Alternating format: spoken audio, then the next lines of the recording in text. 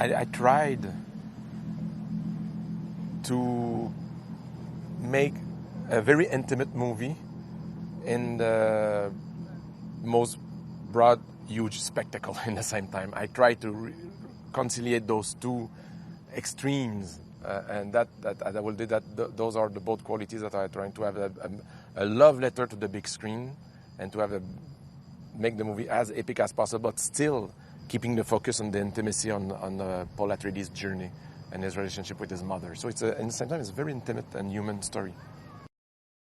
For me, silence is a zone of comfort. It's almost, I would say, an instrument. When I direct, I need silence. I need the actor to be surrounded by silence. I will say, Dune, the soundtrack and the sound design is flirting with silence. Still, it's with Hans Zimmer. Yes, and Hans is like, but it's like we try to preserve some moments of silence, specifically in the desert, where the impact of the landscape brings you back to your inner self, and to have that feeling of introspection, to be in contact with that insane, beautiful absence of sound. Yeah.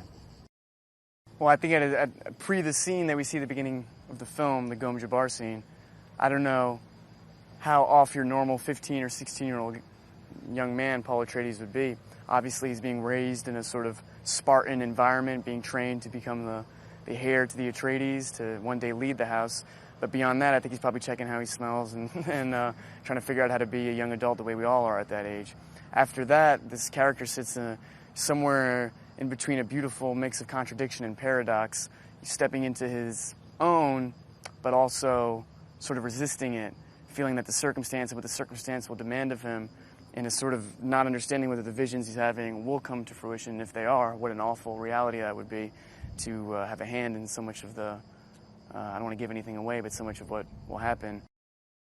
Silence is something that if we don't struggle for globally as a community now, or generationally, in my generation, it's something that it's not obvious to chase.